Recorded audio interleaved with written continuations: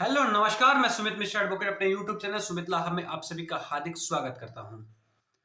दोस्तों, पिछले वीडियो में हमने जाना था कि धारा 125 के तहत भरण पोषण कौन कौन प्राप्त कर सकता है और किन स्थितियों में प्राप्त कर सकता है और किस व्यक्ति से प्राप्त किया जा सकता है। आज के वीडियो में हम जानेंगे कि धारा 125 के तहत जो हमें मेंटेनेंस प्राप्त करना है, भरण पोषण प्राप्त करने के लिए आप आवेदन कहाँ कहाँ कर सकते हैं और उसकी जो है सुनवाई की प्रक्रिया किस रूप में होगी। इसको जानने से पहले अगर आप लोगों ने हमारे YouTube चैनल सुमित लाहा को लाइक नहीं किया है, सब्सक्राइब नहीं किया है, शेयर नहीं किया तो प्लीज लाइक करिए, सब्सक्राइब करिए एंड शेयर करिए।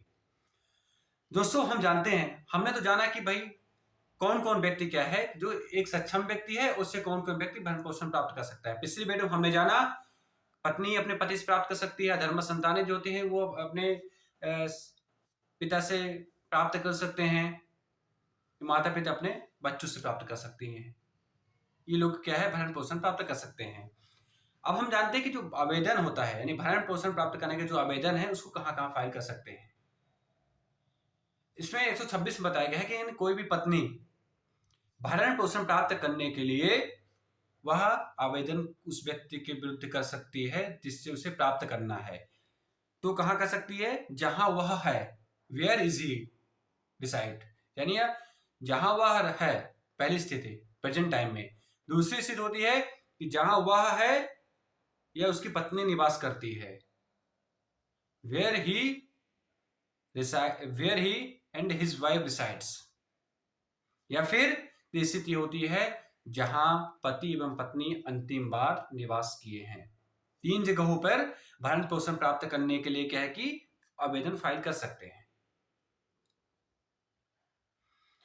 अब जब भरण पोषण प्राप्त करने के लिए क्या आवेदन फाइल कर दिया जाएगा, तो जिसके विरुद्ध आवेदन फाइल होता है उसकी उपस्थिति के लिए क्या है कि कोर्ट क्या है कि सम्मन जारी करती है कि आप भाई उसमें उपस्थित हो, आपके विरुद्ध ये प्रकरण दायर किया गया है आपके पत्नी के द्वारा।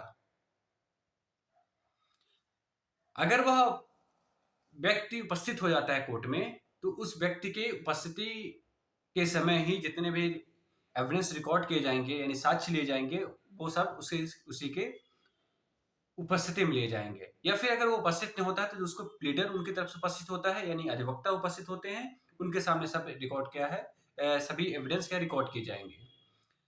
अब दोस्तों कभी कभी ऐसी स्थिति बनती है कि जो अनावेदक है हमारे जिसके विरुद्ध आपने क्या है कि फाइल किया है, यानी जो फाइल करता है वो आवेदिका कहलाती है, जिसके विरुद्ध फाइल करते हैं वो अनावेदक कहलाता है।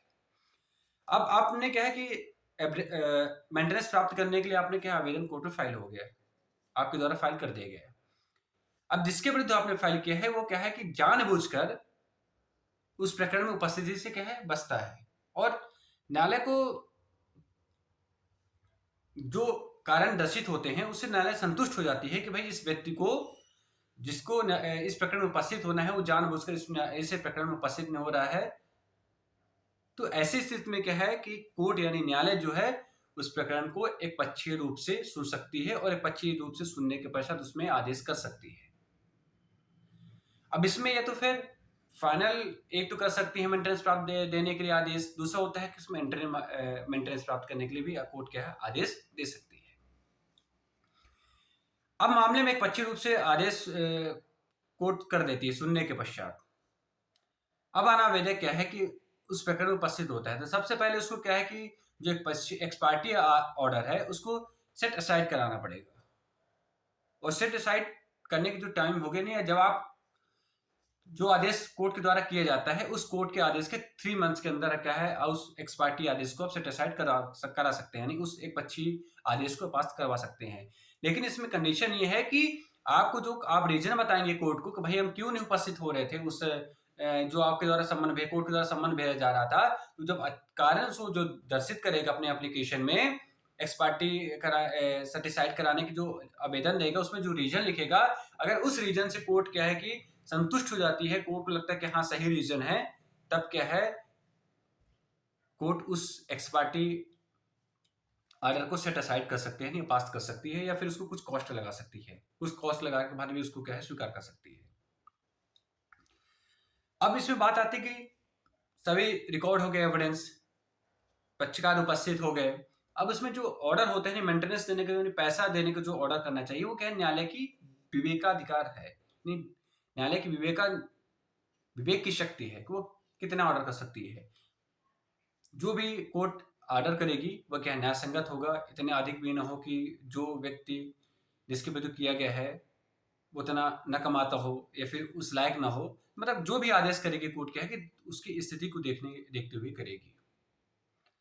दोस्तों, आज हमने जाना कि मेंटेनेंस प्राप्त करने के लिए कोई भी कहाँ फाइल कर सकता है, उसकी प्रोसीजर क्या है। नेक्स्ट एपिसोड में हम कुछ नई चीजें लाएंगे, उसमें बात करेंगे। तब तक के लिए नमस्कार, जय हिंद।